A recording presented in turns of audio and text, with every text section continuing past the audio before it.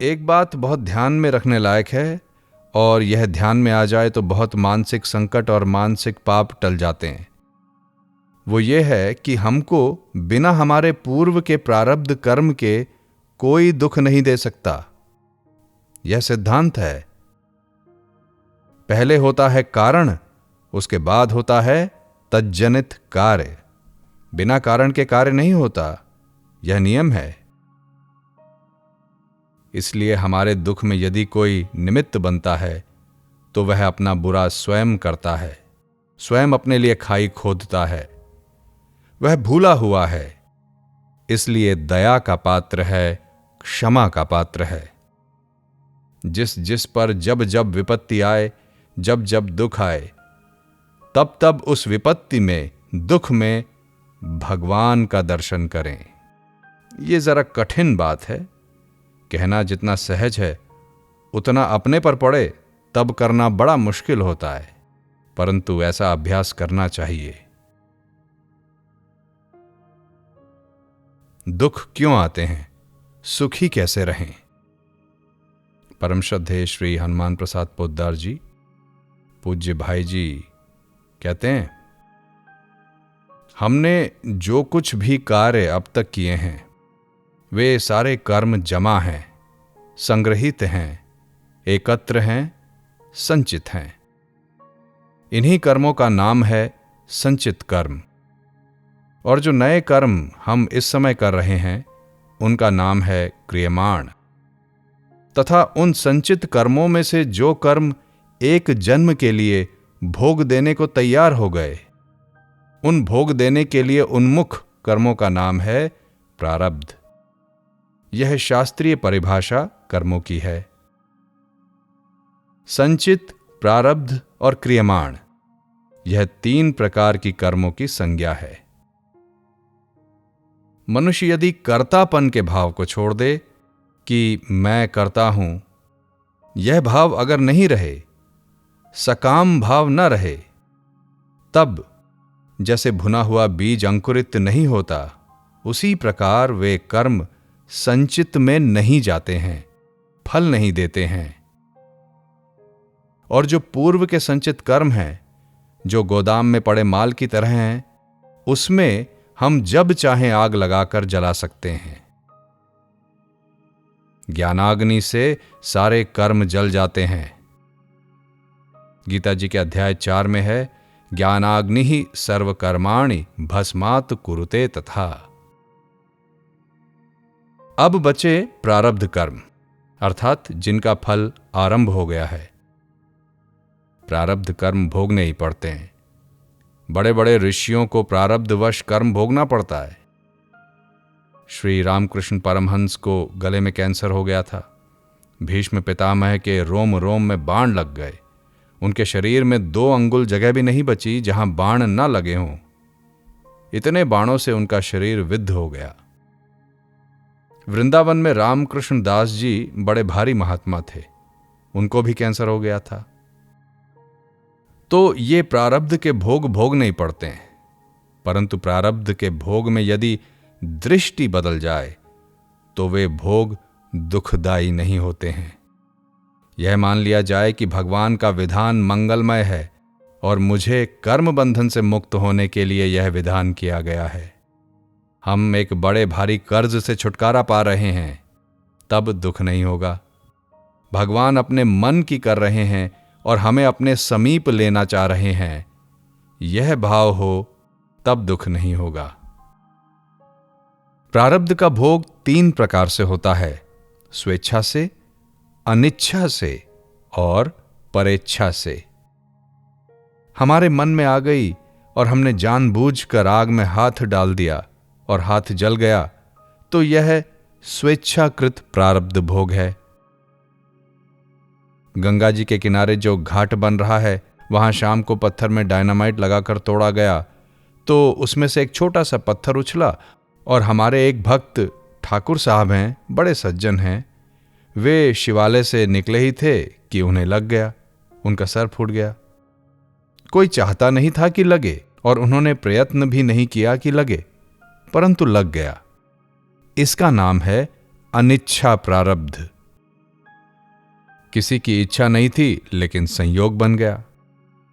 वे यदि 1 मिनट पहले वहां से निकल गए होते अथवा 1 मिनट बाद में आते तो नहीं लगता। तो यह अनिच्छा प्रारब्ध है। हमें यह समझना चाहिए कि अनिच्छा और परिच्छा से जो होता है वह भगवद इच्छा से होता है।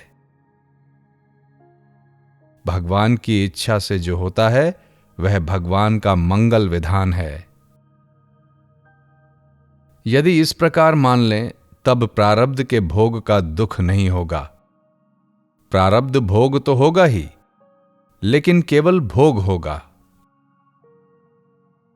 एक सज्जन ने प्रश्न पूछा था कि आप कहते हैं जब दुख आए तो उसको भगवान का आशीर्वाद माने, भगवान का मंगल विधान माने, भगवान का स्वरूप माने। दुख में किसी पर दया करना, दुख में किसी को सुख पहुंचाना, दुखी पर उपकार करना, यह तो धर्म है। परंतु दुख यदि उसके लिए भगवान का मंगल विधान है, तब हम उसे सुख पहुंचाने जाकर भगवान के मंगल विधान में बाधा देते हैं। तो क्या ऐसा करना ठीक है?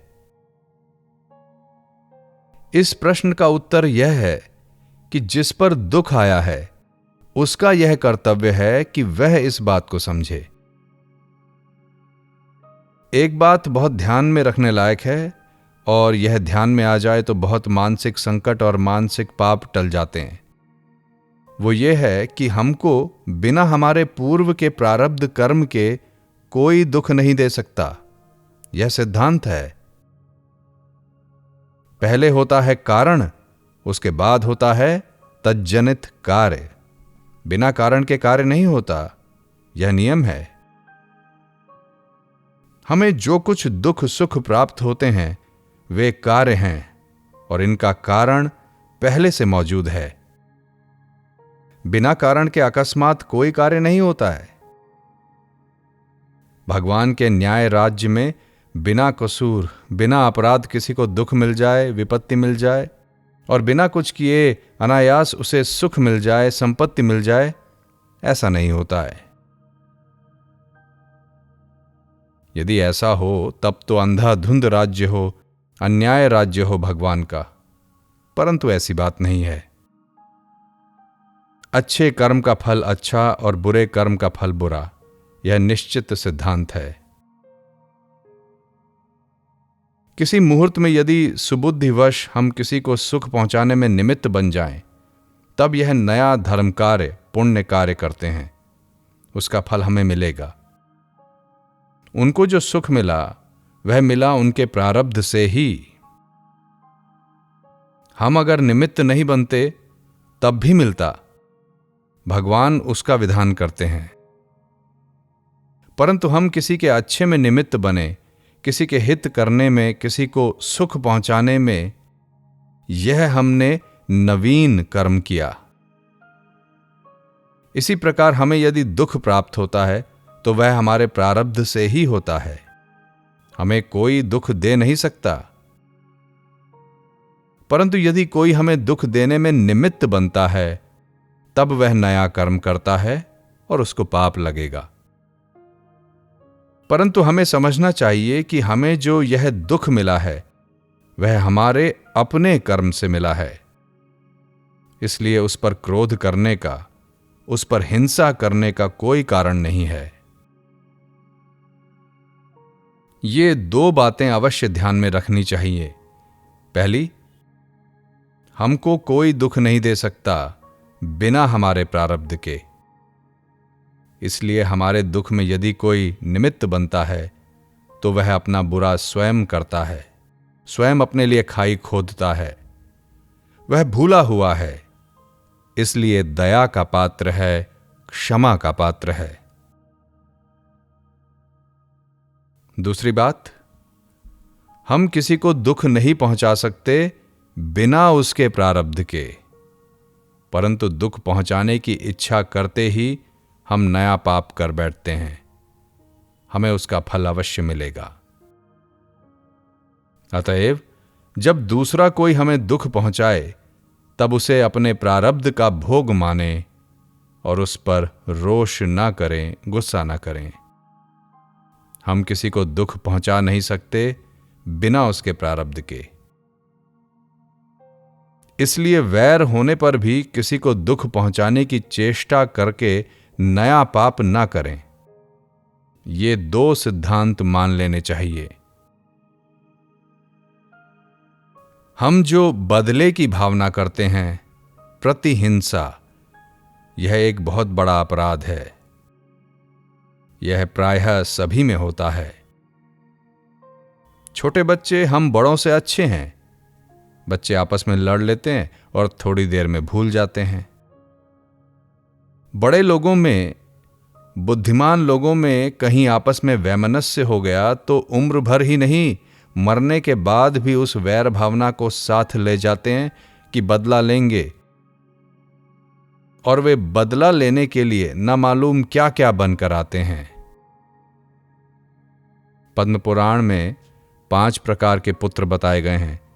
उनमें एक बदला लेने वाला बेटा भी होता है, बदला लेने वाली गाय होती है, बदला लेने वाले पशु होते हैं, बदला लेने वाला नौकर होता है।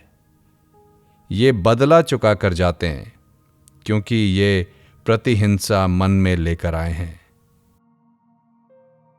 यह प्रेतलोक की बात है, और मैंने इस बात को जाना है कि प्रतिहिंसा की भावना को लेकर जो मरते हैं उन्हें बड़ा बुरा प्रेत बनना पड़ता है। उनमें बड़ी जलन रहती है। वे बदला लेने के लिए घूमा करते हैं। इसलिए किसी के प्रति द्वेष वैर लेकर ना मरें। मरने से पूर्व द्वेष वैर का त्याग कर दें। बदले की भावना बहुत सूक्ष्म रूप में मन में रहती है।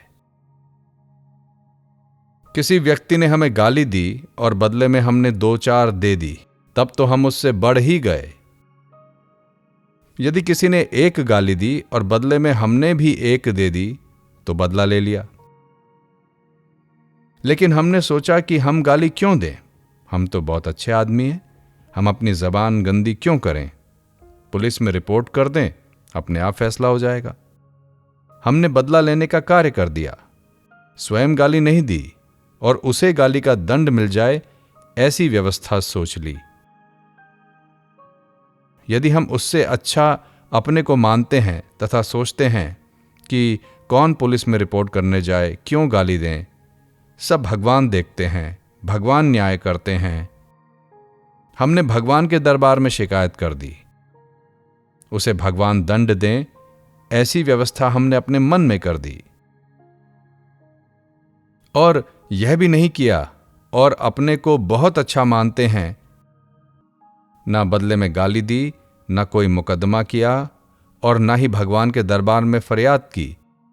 परंतु 10 वर्ष के बाद यदि गाली देने वाले के घर में आग लग गई, तब हमें याद आ गया कि देखो, भगवान के घर में न्याय है, इसने गाली दी थी, इससे बदला मिल गया। इसके घर में आग लग गई, सारा सामान जल गया। चाहे आग लगी हो उसके किसी और कर्म से, परंतु हमने उसको अपने खाते में ले लिया। यह बदले की भावना प्रतिहिंसा है। बदला लेना क्यों होता है? इसलिए होता है कि दूसरे ने हमारा बुरा किया। यह भाव जब मन में जमता है तब बदला लेने की इच्छा होती है। इससे नुकसान अपना होता है। हमारा बुरा कोई भी नहीं कर सकता बिना हमारे प्रारब्ध के। बिना द्वेष के हम कोई कार्रवाई करें, वह अलग चीज है, परंतु मन में द्वेष रखकर, हिंसा रखकर, प्रतिहिंसा रखकर कुछ करें, तब उससे हम बंधते हैं। जितने भी दुख सुख प्राप्त होते हैं, ये सभी हमें अपने कर्मों से मिलते हैं। कोई हमें देता नहीं है, दे सकता नहीं। बहुत बार लोगों का बुरा करने का प्रयत्न होता है, परंतु जिसका बुरा करना होता है उसका कुछ नहीं बिगड़ता है। मुझे क्रांतिकारी युग की एक बात याद है कि कलकत्ते के एक पुलिस कमिश्नर थे, श्री ट्रैगर्ट। इन ट्रैगर्ट महोदय को मारने की चेष्टा क्रांतिकारियों ने 7-8 बार की, परंतु वे मरे नहीं, हर बार बच गए। एक और सच्ची घटना बताऊं। गवर्नर की गाड़ी उड़ाने के लिए रेल लाइन पर डायनामाइट रखा गया। अनिर्धारित रूप से पहले मालगाड़ी आ गई, मालगाड़ी उड़ गई और गवर्नर की ट्रेन बच गई।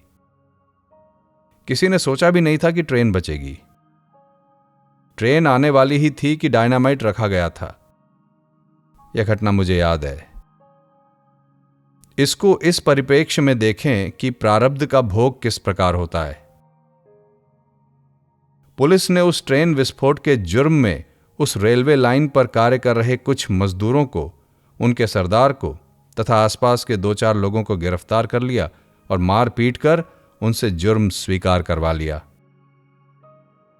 न्यायालय में उनका बयान हो गया। उन्होंने स्वीकार कर लिया कि डायनामाइट हमने रखा था। गवाहियां हुई, सबूत इकट्ठे हो गए और अंततः उन सबको सजा हो गई। इस घटना के 8-10 माह बाद प्रसिद्ध अलीपुर बमकांड हुआ। इस केस में चित्तरंजन दास का नाम हुआ था। इसी कांड में कलकत्ते के मानिकटोला बागान में श्री अरविंद के भाई वारिंद्र इत्यादि पकड़े गए। वारिंद्र ने वक्तव्य दिया कि मालगाड़ी विस्फोट कांड में डायनामाइट मैंने रखा था, वह मेरा काम था, और यहां की पुलिस ने जबरदस्ती वहां के लोगों को फंसाया और स्वीकार कराया। सरकार इतनी लापरवाह है कि उसने उन पुलिस अफसरों को इनाम बांटा और उनकी पदोन्नति की। उनके इस बयान से हड़कंप मच गया। जांच हुई, बात सच्ची थी ही। जब सच सामने आया तो जिनको सजा हो गई थी उन सबको छोड़ा गया। जो अधिकारी तरक्की पा गए थे उनको पद से नीचे किया गया। कुछ निलंबित हुए और कुछ को सेवा से ही बर्खास्त कर दिया गया। यह प्रारब्ध का भोग है। उन लोगों ने डायनामाइट नहीं रखा था, परंतु उसका अभियोग उन पर लगा और उन्होंने सजा काटी।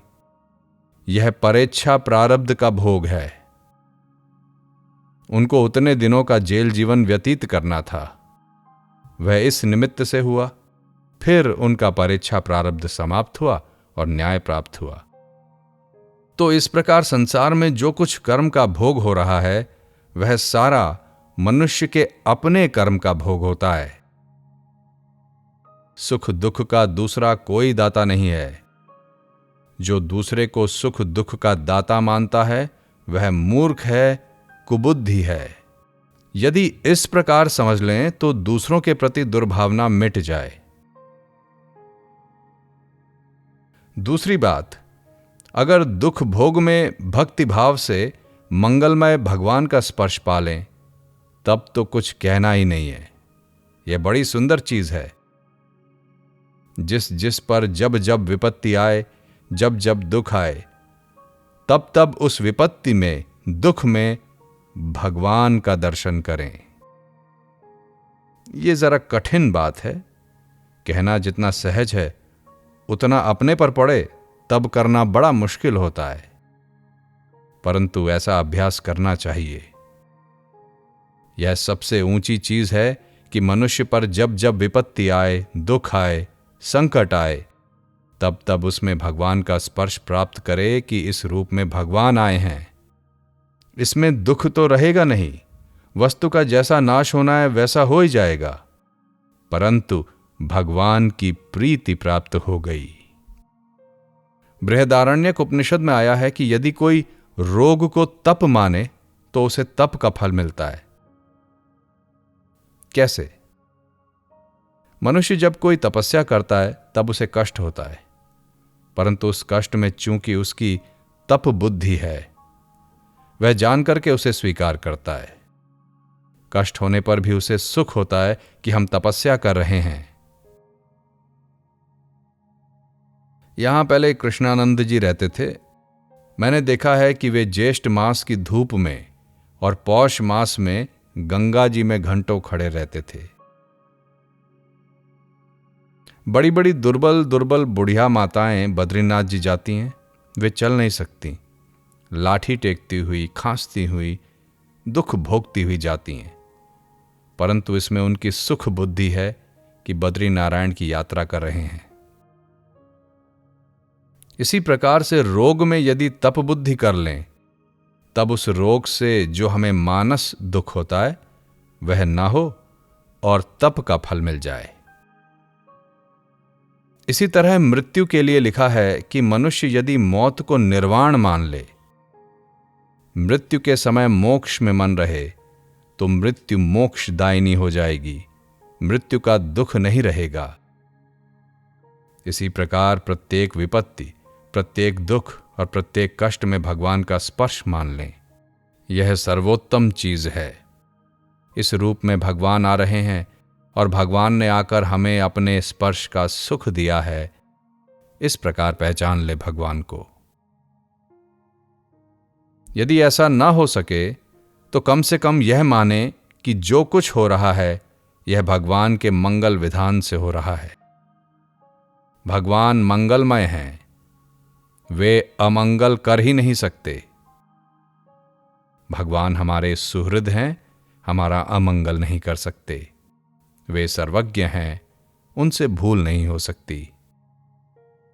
भगवान सर्वशक्तिमान हैं, इसीलिए दूसरा कुछ करने में समर्थ थे, परंतु यह कर रहे हैं, अतएव इसी में हमारा मंगल है।